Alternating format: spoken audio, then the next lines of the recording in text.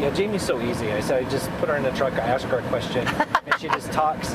And I said, this is what I'm going to do. I'm going to cut me out of any time that I'm talking. No. And just have it to where I ask you a question, and then the rest of the episode is just you talking. That's fine. I could do it too. I could do it. I always tell people I'll talk about anything.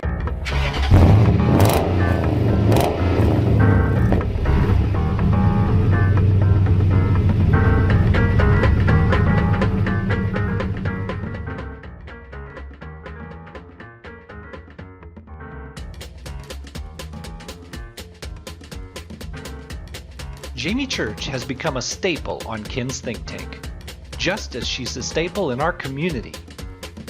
Jamie tirelessly advocates for small business in Farmington, New Mexico. She does it because it's her job. But the reason it's her job is because she would do it anyway, because she believes it's the right thing to do.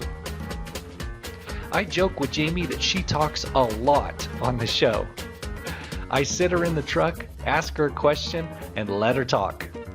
In that way, she's a really easy guest to have on the show. Whenever I want to catch up on the Farmington business community, I just invite Jamie on the show and buy her a cup of coffee. She does the rest. In all seriousness, the reason she talks so much is the same reason I keep inviting her back on the show. She really cares about Farmington's business owners, and so do I. She's smart, funny, and passionate about the success of local business owners. What better reason to have her back on the show? Grab a notebook and a few pens. You're going to want to take some notes on this one. Want to see how it goes? Come along for the ride in Ken's Think Tank. Ken's Think Tank is made possible by the following sponsors. Do you need HVAC services or a tankless water heater? Four States Equipment. Whether it's residential or commercial, Four States Equipment has it all. Parts and equipment, sales and service, from restaurant equipment to heating and air conditioning. Visit fourstatesequipment.com. Ken Collins Marketing. It's simple. We help small business owners get more customers.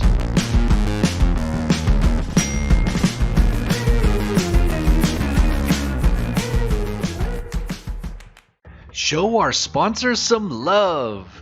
If you're watching the video, show us some love by smashing the like button. And remember, the views and opinions expressed on Ken's Think Tank do not necessarily reflect those of our sponsors. So, Jamie. Yes. Jamie Church. Yep. So here we are halfway through season 6, and this is your first appearance this season. I know. Am I still like the guest who's been on the most? Oh yeah, by far. Oh, that's awesome. I love it. I don't want anybody to ever break my record, so I need to come on at least once a year, if not twice, because I don't want anybody else to come on more than me. Well, I've been on for a number of different, over my career, Your first appearance, you were still at childhood. I know, yeah. I know. Which just shows how long and I've been in the community and Child Haven and now the Chamber and stuff with the podcast. So yeah, there's a lot going on. So that's what we're doing. I mean, we're coming up on 4th of July. It's kind of like the middle of the year. Yes. I know it's not technically the middle of the year, but it's kind of like the middle of the year. No, I think, I think everybody, so, we just finished with Memorial Day, kids getting out of school, and summer goes so fast. It does. And so I think from the time you hit Memorial Day, then before you know it, you're on your way to the San Juan County Fair, and you're like, what happened to summer? I know. So no, I agree with you. And then everything just speeds up. So there's a lot that happens in this community, and now that we've sort of come out of all that shutdown, everything is very well attended. And as far as I know, every single event is back online, is happening. Right. There's good attendance. We've got, for the Chamber, we've got all of our events scheduled and going and expanding on those from last year. So that's encouraging. Right. Yeah, the machine is kind of geared back up. Right. There's still some parts missing, namely employees. Yes, and that's for our Chamber of Commerce members, our business members. Right. That's a big challenge because they might want to expand, or they might want to take on even a new building or increase services or products, but if they don't have the staff to do it, then it's just frustration. And so that's still that's still one of the big challenges, is finding enough employees, especially for the part-time jobs and things, or seasonal. It's just harder than it was. And hopefully as time goes on, that'll begin to balance out, level out. Right. But it is hard. I talked to some of my chamber members, and they've got big ideas and plans. But again, if you don't have the people to help you. 2019, like, things were really shifting gears, you know, and because you said big ideas, there's just all these big ideas, and then the big ideas weren't just being talked about, they were underway, they were happening. They were happening, and then we just had to slam the brakes on, and the energy just left. But so, I would say that energy is coming back. I think a perfect example of that is what happened with the Civic Center. Right before 2020, Randy West was hired, and he has amazing connections. He has, at the time, amazing shows and programs for the Civic Center. Well, then everything stopped. But here we are in the summer, you know, getting ready for the summer theater season. There's a lot. And so that is all happening again. And the remodel of downtown, which happened during 2020. It did. Which was actually almost a good thing, because those businesses were forced to shut down anyway. The fact there was a major construction project going on down, you know, in front of every business. And now, you know, I'm getting ready to do chili in October, and that event has traditionally been at Burke Park. I'm moving it downtown. Are you really? The whole chili cook-off, chili in October, is going to be in downtown, and we're going to be blocking off a couple different blocks. We'll have the live music, we'll have the chili cooks, we'll have a beer and wine, and people can walk around, we'll have vendors, and we're moving it downtown to really show off this downtown renovation. But again, that was some energy building in, and then there was this big pause, and now it's all kind of gearing up again. And the whole outdoor recreation, I mean, there's lots of stuff happening at Lake Farmington, lots of things coming up with the 4th of July events. It's a 3 or 4 day Freedom Day celebration. So I don't want people to give up on those things. They're still there. It's just we're figuring it out, like everybody across the United States is doing. How do we get back on our feet? How do we get that momentum back? But the Women's Summit, here I go. You told me that if you just asked me one question, I would go on and on. But I am going to go on and on. I'm going to tell you this. I'm going to talk to you about this because it's so exciting. So the Women's Summit was in 2019. We did it for their first year, and we had a small venue because it was our first year. We didn't know what to expect. And we had like 70 women come for the Women's Summit, sold out because it was a small venue. And then we didn't have it in 2020 live. It was a Zoom event. We had it in 2019, and we had 250 people show up in 2019. We're getting ready for it. It'll be October 13th, and we're expecting 350 to 400 people attend that Women's Summit. What a huge amount of growth in just... Well, in 3 years, considering one of those was a pandemic year. And so the energy was there, and I'm excited about the Women's Summit. And if people want to get tickets, they should, because you don't have to be a woman to attend. Anybody can attend. It is a day of really high caliber speakers, events, networking, and so for $75 too. I'm always amazed at, you know, because I know that if I was in Chicago going to a summit like that, it would be a lot more than $75. So anyway, that's what I mean. They're still there. It's still there. These good ideas are still there, but now we're just gearing up for them again and saying full steam ahead. We're doing these events. You know. Do you think it's a little bit like an analogy? We shut the roads down. And then, so now all of the roads are open. We just have to get people to start driving them again. Well, that's a really good analogy, because think about it. If a road is closed, you find another way. And you go, you know what? I can't do this anymore. I can't go this way anymore. So I'm going to do this. But now, just like with some of the events that happened earlier in the year, for example, Riverfest and things like that, people are going, but there's still a little bit of caution, you know, especially for the people organizing them. You know, we're assuming that everything is just going to continue opening and going as is, but the world is a funny place. We just finished Riverfest. Yes, it was huge. that's huge. part of the thing. That's one of those big annual events that so many people look forward to, and it hasn't been here for the last 2 years. Right. And so we just got through that. So maybe that's another one of the things that'll just help people get used to that. Hey, we're back. You know? Well, and I have an opportunity to talk to a lot of people through a lot of different outlets, and I just remind people, you know, when you couldn't go anywhere in 2020, everybody was upset. I can't go to my favorite restaurant. I can't go to Riverfest. I can't go to the movie theater. I can't go. So now these things are open, so go and support them. Yeah. Because, you know, whether it's the movie theater or an event like Riverfest or, you know, my event with Chili in October, if you love these events, you got to go and you have to support them. And thank the volunteers who put these things together, because these events take a lot of time and energy, and I think we all missed all of those things when we couldn't go.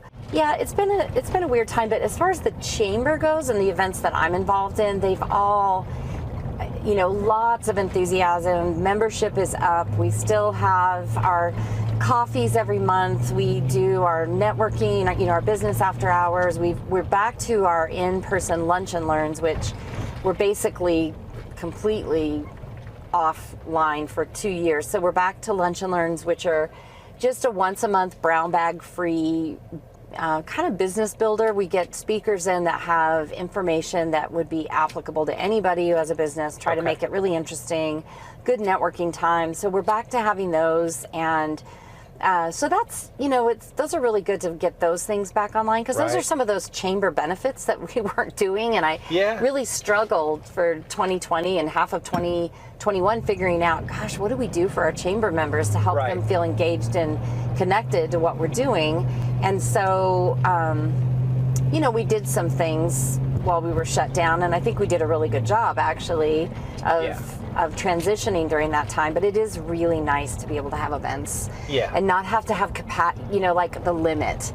You can have 10 people in a room. I mean, it's just so nice to just have an event and not worry about how many people are going to just open it up and say, we welcome everybody. Whoever shows up, shows up. Yeah. So that's really good. And I sense a lot of positivity in the community, but I'm a positive person. So. Yeah, of course you are. Did you find that there were, over the last couple of years, a lot of new businesses that didn't exist before? Yeah, and I think a lot of them are small businesses and entrepreneurs. We've had, you know, some big businesses have expanded. One of our chamber members is the new Urgent Care, AFC Urgent Care. And they came in just before the pandemic. No, actually, they did open in 2020 because we had to do a video for their ribbon cutting. We couldn't do an actual ribbon cutting. We had to do a video. And so they came in, and they were one of the bigger businesses. But I think now, too, with recreational marijuana and cannabis, we've got a lot of... I have my first chamber member that's a dispensary just joined. And so that's a whole new business model. That's come about. And then, you know, we did see a lot of activity within the real estate market, and most realtors are already chamber members, but that was an interesting thing to be watching with the housing market being so tight and so little inventory and houses selling so quickly. And so I think there's still a lot of opportunity. I would say to any of your listeners who might have a business that was geared towards retirees, go for it, because that's one of the sectors we see really moving in as our retirees into this area. And there's a big push. There's a huge from push. The city and the county and everything. And the chamber. So if you're thinking, gosh, where is the next opportunity? I would think that's it. What businesses would cater to people 50, you know, that are 55 and older, that are retiring, and a lot of them are still working. They're just working remotely. So they have, you know, online businesses. But the group of retirees that we're seeing move in are active. They're outdoor. They love to go do things. So maybe some kind of a business where you're touring them around, and you've got a vehicle, and you're doing pickleball one day, and then the next day you're up doing, you know, something in Colorado, and the next day you're hiking the Vista. You know, that kind of a business I think would do really, really well for a tour company. So I think a lot of people do want to get out of these larger urban centers and come to an area like Farmington and that has all the outdoor recreation and is still relatively affordable to live. Right. And so comparatively, yeah. Absolutely. So, and also you were talking about, doing events, and for 10 years, my husband and I lived in Denver, Colorado, and Denver's a great city. I love Denver. Yeah. In fact, our oldest son still lives in Denver. But every fun event, thousands and thousands and thousands of people were going to that same event. So parking was difficult. Right. There was always an admission fee that was quite expensive. Then you had to find parking. Then you had to walk. Then you had to, it was difficult to go to events. Just a lot of logistics around getting yourself to an event. Yes. Yeah. Plus the commute, and here, if you want to do an event, you can be there in 10 minutes, and there's always free parking. It doesn't matter where it is. There's tons it's 10 of minutes. great parking. You're not having to pay for parking. Yeah. You park, you go in, and you have a great time. It's just, with all the resources that happen through the chamber, like our lunch and learns and our different seminars and different things we offer, what the Small Business Development Center has, what the San Juan College is offering, most of these things are they're free, or they're really, really low cost. Yeah. But there is some time involved, and I understand that when you own a business, you're busy, especially a small business. Yeah. It is your life. It's consuming. It can be difficult to leave over a lunch hour, and I do understand that. The other challenge that we all have is getting information out. How do we let people know what we've got going on? Yeah. Because there's so many outlets now, and where do you? You're in marketing. That's what you do. That's your whole thing. And that is the struggle, is you want to let people know about you. Sometimes the best way is to invest some money in marketing and get your name out there. Absolutely. And because that investment will pay off down the road. I know it can be scary when you first open, but if you want people to know you're there, you've got to invest in some marketing and build on some efforts. One of the things that I do, I've got, this show is actually an effort for me.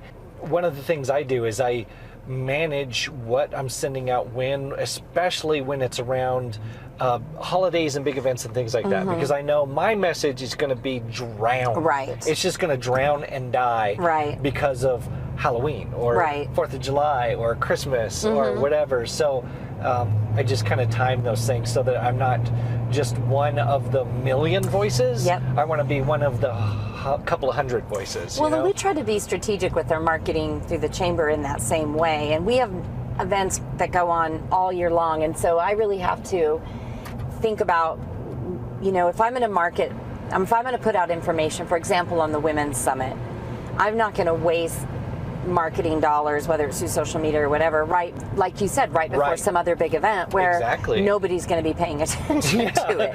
Yeah. So, you do need to be somewhat strategic, but there's classes out there on marketing. There's a grant through San Juan College on commercialization and taking your business and your product to the next level and coming up with a roadmap for success with your business and development, and that is completely free to people who want to utilize that information.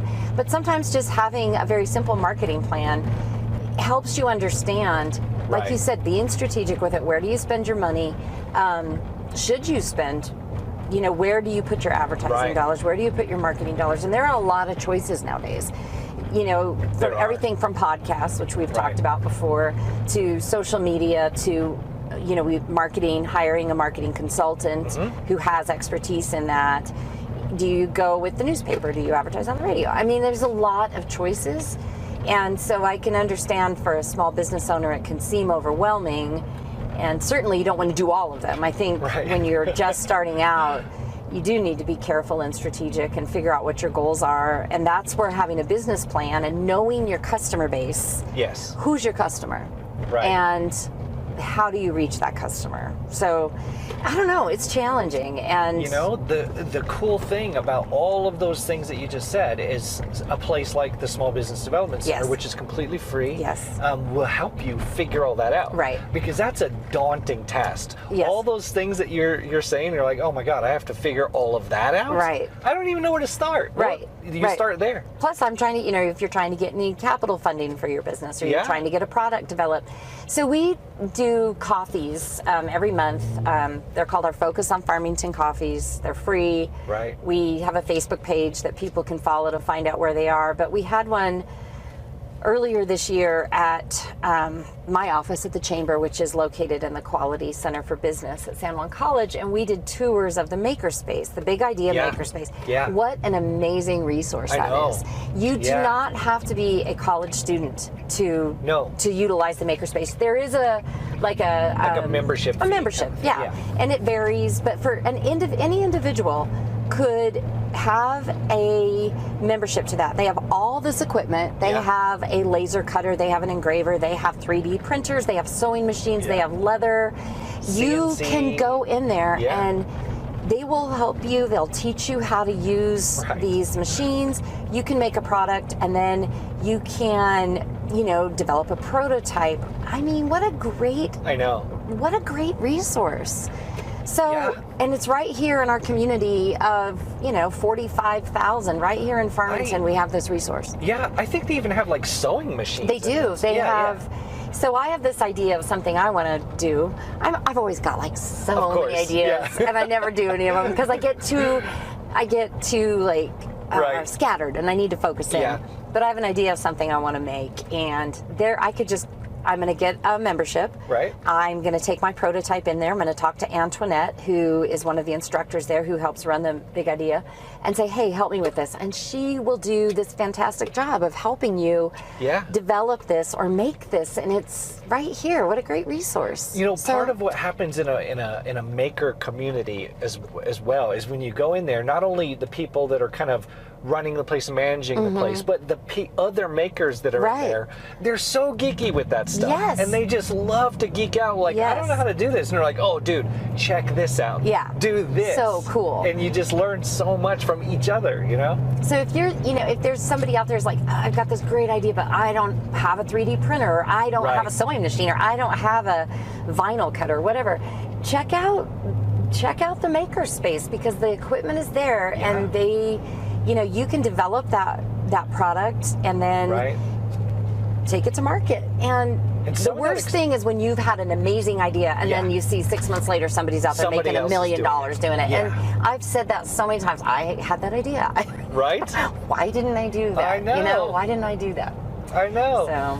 Yeah, I've had to learn that don't take those fleeting ideas as just that. Right. That like if you say in your head, this is a great idea, then it is.